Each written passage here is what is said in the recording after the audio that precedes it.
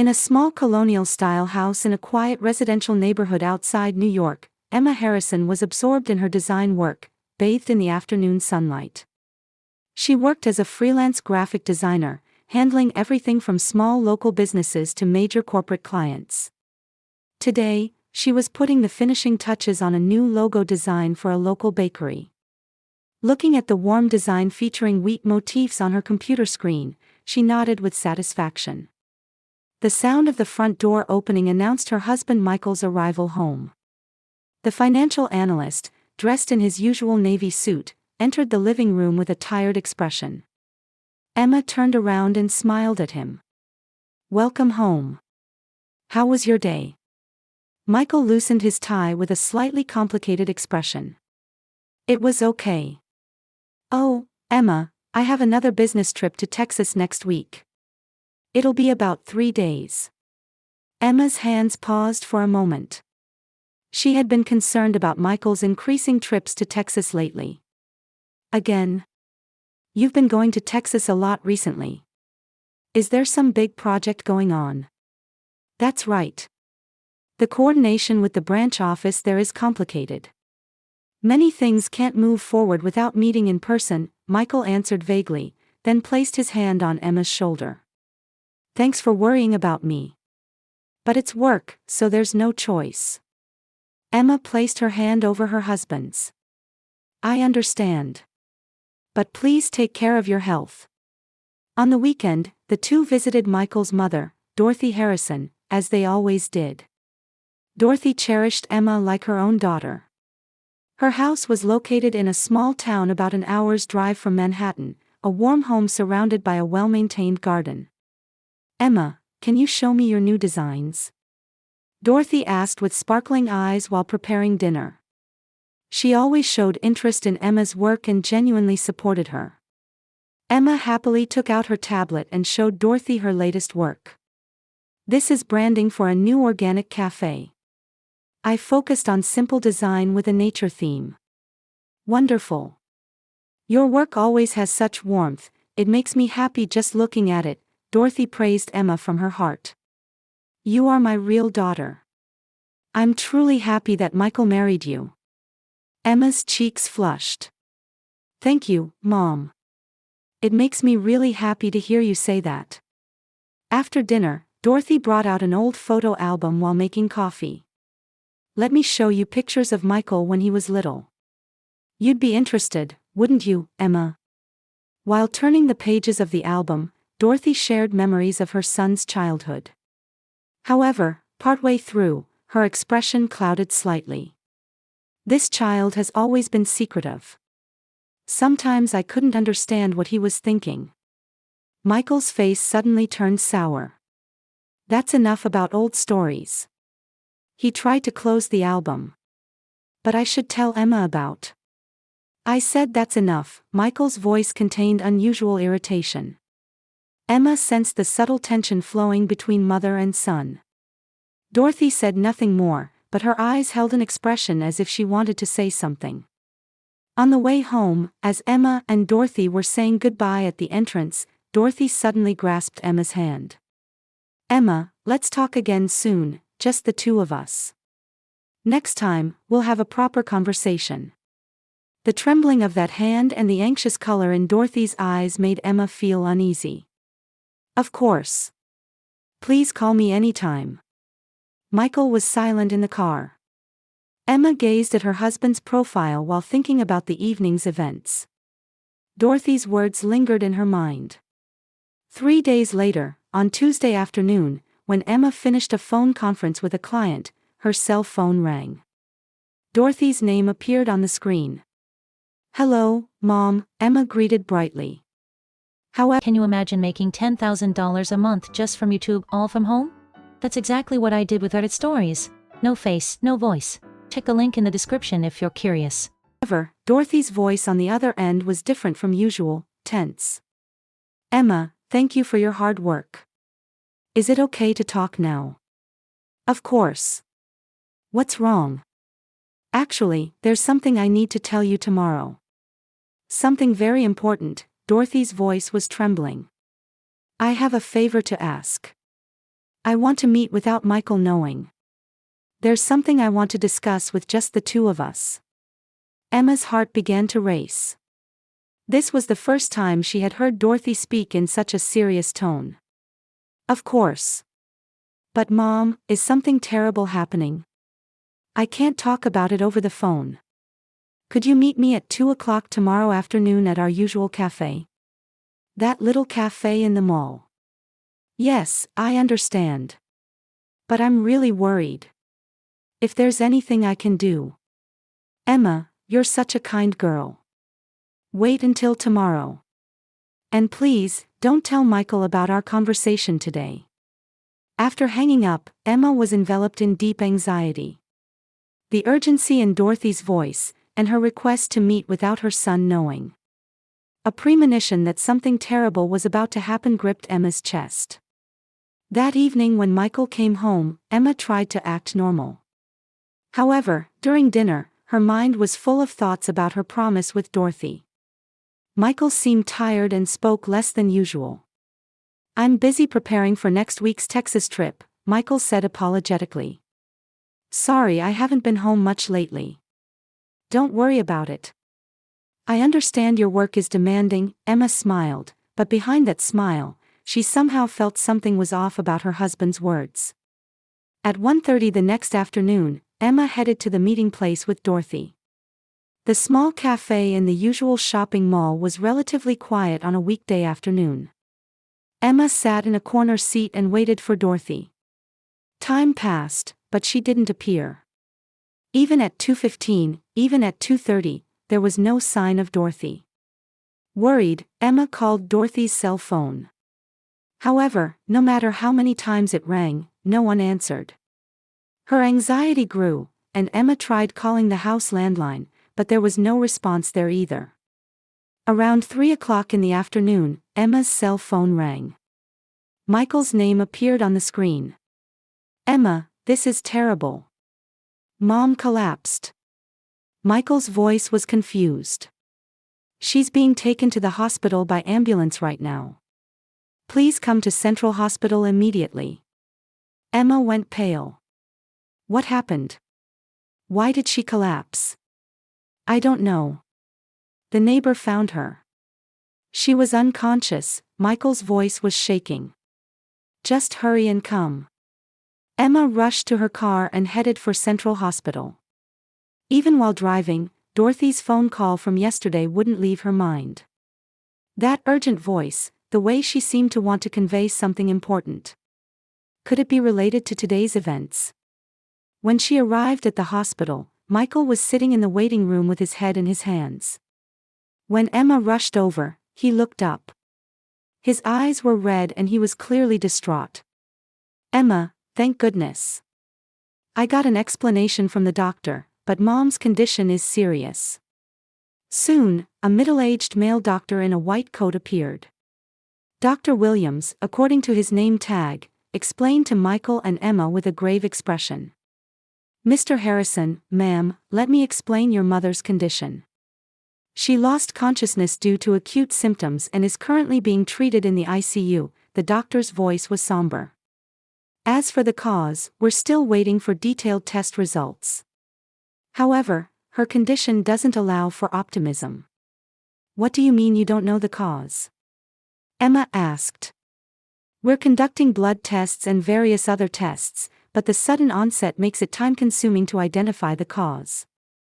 It could be age-related, but we can't say for certain until we see the test results. Michael had been listening silently to the doctor's explanation, but suddenly stood up. Why is this happening so suddenly? She was fine just yesterday. Son, unfortunately these things can happen. Let's pray for your mother's recovery now. That night, Emma and Michael spent time at the hospital. Dorothy was connected to a ventilator, with only the sound of monitors breaking the silence. Emma sat in a chair, holding Dorothy's hand. Looking at her mother-in-law's face, which seemed as if she were simply sleeping, Emma couldn't help but think about yesterday's phone call. Emma, did Mom contact you yesterday about anything? Michael suddenly asked. Emma's heart jumped. Remembering that Dorothy had sworn her to secrecy, she hesitated. No, nothing in particular. I see. Mom seemed to have some kind of worry lately. But she wouldn't tell me anything. Michael shook his head wearily. Early the next morning, Dr. Williams came to the hospital room. Just from his expression, Emma could tell it was bad news. Mr. Harrison, ma'am, your mother has regained consciousness, the doctor said quietly. However, unfortunately, she may not have much time left. The time you have to speak with her is limited. Emma stood up on shaking legs. Michael also hurriedly stood up, but the doctor raised his hand to stop him. Too many people at once would be a burden. Please, one at a time, and briefly. Emma, you go first, Michael said. I'll go after I collect myself. Emma nodded and headed to the hospital room. Dorothy had her ventilator mask removed and her eyes were barely open. When Emma approached, her eyes slowly turned toward Emma. Mom, Emma called out in a tearful voice. Dorothy's lips moved slightly. She seemed to be trying to say something voiceless. Emma leaned close to the bedside and brought her ear near Dorothy's face. At that moment, Dorothy's trembling hand grasped Emma's hand. Though the grip was weak, it was definitely trying to convey something to Emma. Dorothy's eyes held an urgency, as if she had something important to communicate. Emma quietly closed the hospital room door and sat at Dorothy's bedside.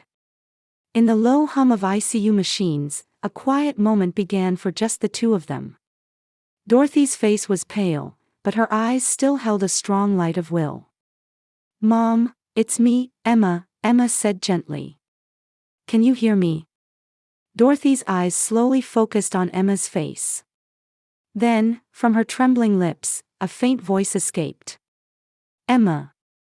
Yes, I'm here. Emma wrapped Dorothy's hands in both of hers. Those hands were cold as ice. Listen, Dorothy's voice was barely a whisper. There's no time. Emma leaned forward. Dorothy's eyes held the same urgency as yesterday's phone call. What I wanted to tell you yesterday, Dorothy struggled to form words. About Michael. What about Michael? Tears welled up in Dorothy's eyes. My son, she took a deep breath, is lying. Emma's heart pounded violently. Lying? What kind of lie? Texas, Dorothy's voice grew fainter. Not business trips. Then what for? Dorothy coughed painfully. Emma hurriedly tried to bring water to her lips, but Dorothy shook her head. He has another family. Emma's world stopped for an instant. Another family? A wife and child, tears spilled from Dorothy's eyes. In Texas. Emma was speechless. Her mind went blank and she couldn't think of anything. Emma, listen, Dorothy's voice echoed weakly. Run away. Run away. From Michael, Dorothy's hand gripped Emma's more tightly. It's dangerous. Dangerous? What do you mean?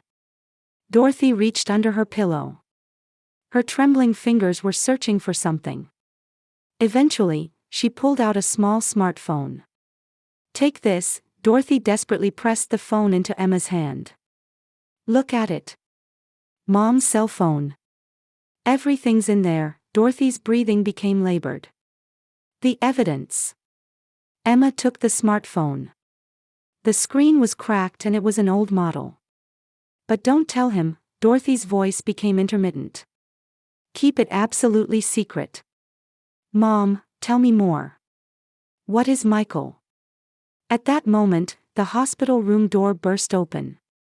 Emma reflexively hid the smartphone inside her cardigan. Mom! Michael rushed into the hospital room. His face was etched with deep worry and panic. He rushed to the bed and looked at his mother's face. Mom, it's me, Michael. The moment Dorothy saw Michael, her expression changed dramatically. The warmth disappeared, replaced by a color of fear. She shook her head slightly. Mom, are you okay? I'm here, Michael tried to take his mother's hand. However, Dorothy shrank away from that hand. Emma was surprised by her mother-in-law's reaction. Why would she show such a fearful expression toward her son? "I'm so glad Mom woke up," Michael said in a tearful voice. "I was so worried." Dorothy continued to stare at Michael. Tears quietly flowed from her eyes. However, they weren't tears of joy, but tears filled with some deep sadness and despair. "Emma," Dorothy called Emma's name in a weak voice. "Yes." Emma stood up and approached the bed. "Thank you." Dorothy took Emma's hand. "You are," she continued, breathing heavily, "my real daughter." At that moment, the light faded from Dorothy's eyes. The heart monitor showed a flat line, and alarm sounds rang out. "Mom!" Michael screamed. "Mom!" Doctors and nurses rushed into the hospital room in a panic. But it was too late. Dorothy Harrison had quietly passed away. Emma stood there in shock.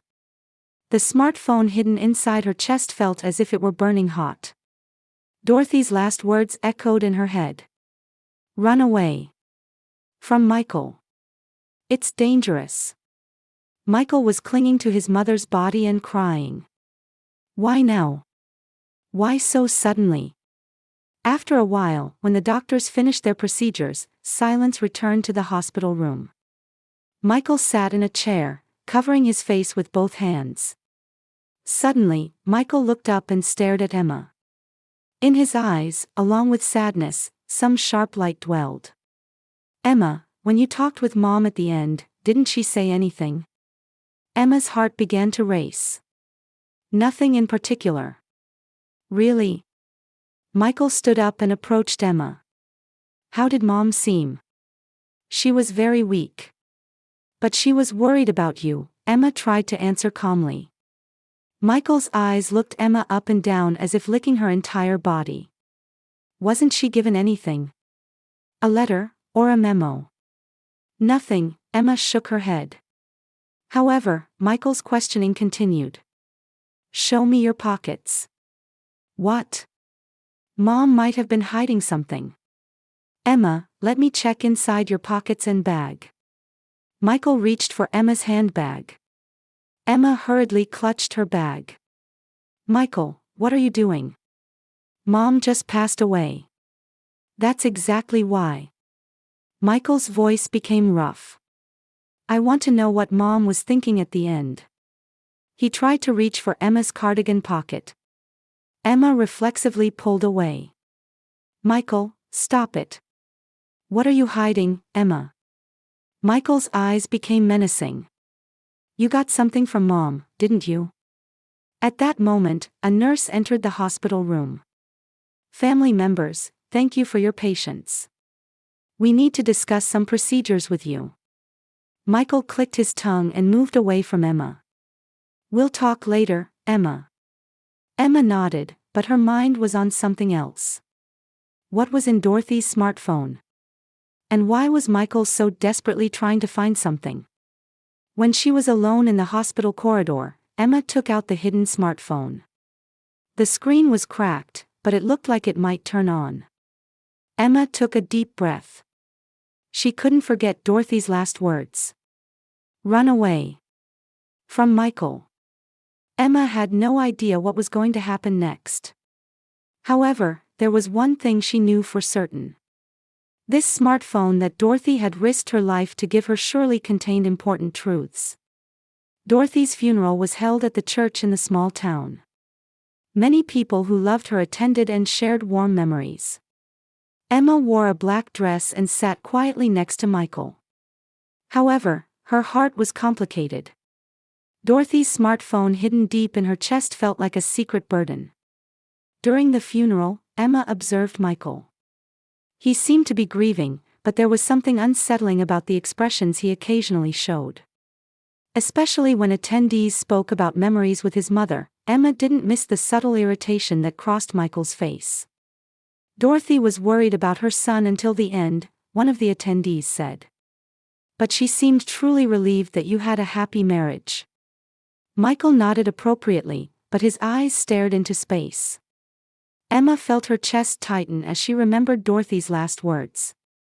After the funeral ended and the attendees had left, Emma and Michael returned home. Michael seemed tired and immediately went to take a shower. Emma seized this opportunity to be alone and hurried to the bedroom. She hid Dorothy's smartphone deep in the closet and pressed the power button while trying to calm her racing heart. When the screen lit up, a password entry screen appeared. Emma remembered. Dorothy had once told her with a laugh, "The password is your birthday. It's easy to remember." With trembling fingers, she entered her own birthday, and the smartphone unlocked. Emma quickly opened the photo folder. The first thing that caught her eye was a photo of an unfamiliar woman and child. The woman appeared to be in her late 20s to early 30s with a lovely smile. Next to her stood a young boy. However, Emma gasped when she saw the third person in the photo. It was Michael. He was embracing his wife and child, smiling happily. In the background, a sign reading, "Welcome to Texas," was visible. Emma checked the photo's detailed information. The date and time of the photo was 3 months ago, during the time Michael had gone on a Texas business trip. In the next photo, Michael was giving the little boy a piggyback ride. In what appeared to be a park, the family of 3 was enjoying themselves happily. In another photo, Michael was kissing the woman. Emma's hands trembled. She couldn't tell if this was reality or a bad dream. However, the photos definitely told the truth. Michael had another family. The Texas business trips were lies. Looking further through the photos, Emma even found pictures of Michael and the woman's wedding. The woman in her wedding dress and Michael in a tuxedo were making vows at the altar. Looking at the date of the photo, it was after Emma and Michael had married. Emma felt nauseous. Her husband was a bigamist. And her mother-in-law had known about it. She quickly opened the email folder and found multiple reports from a private investigator.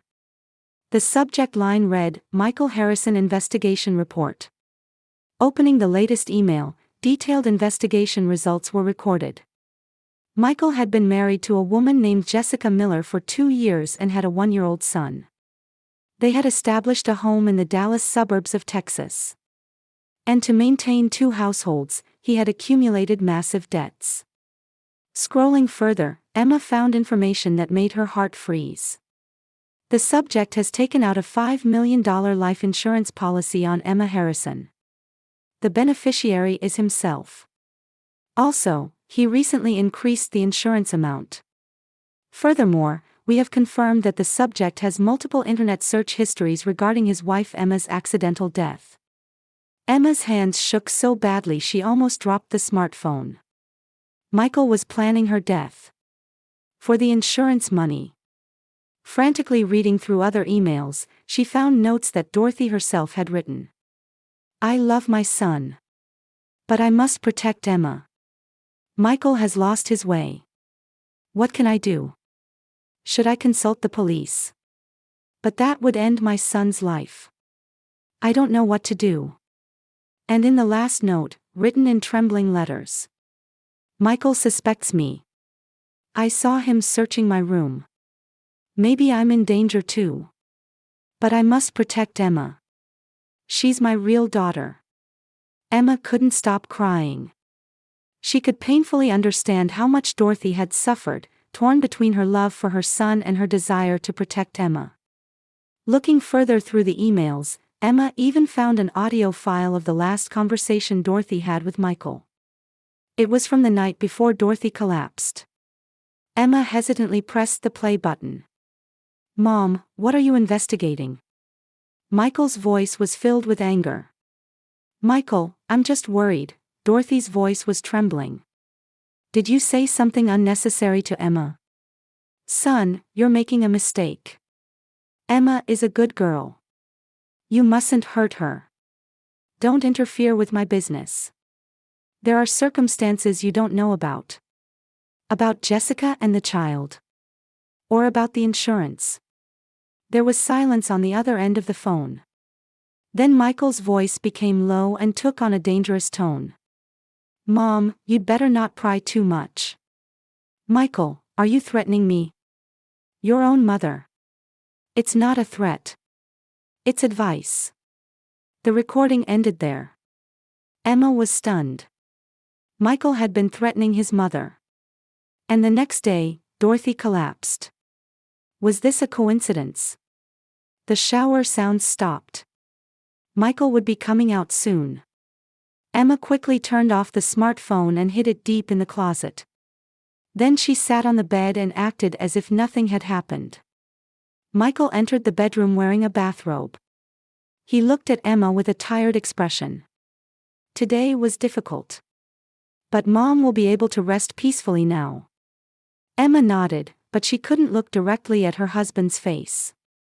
This person was a bigamist who had planned her death and threatened his mother. "Emma, are you okay? You look pale," Michael said with apparent concern. "I'm just a little tired," Emma tried to answer normally. Michael sat next to her and placed his hand on her shoulder. "Let's return to normal life starting tomorrow. Oh, about next week's Texas trip, it might be postponed a bit."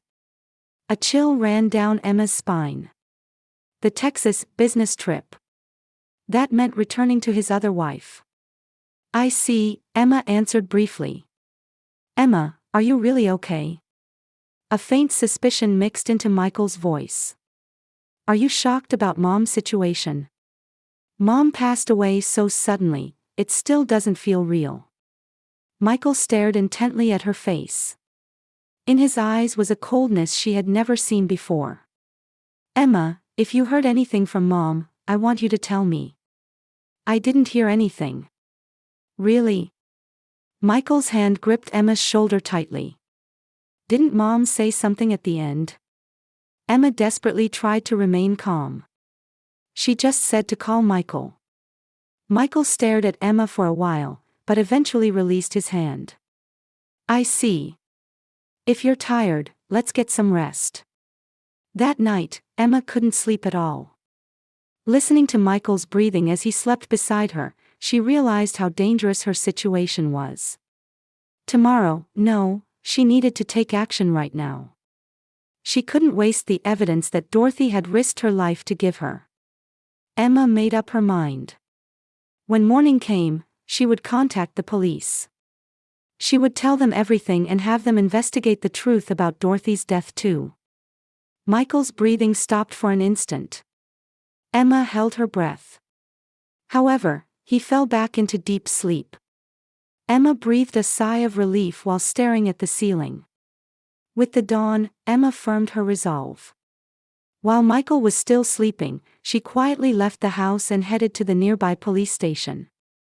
She clutched Dorothy's smartphone in her hand. Detective Johnson was a veteran detective who took Emma's trembling phone report seriously and listened to her story earnestly.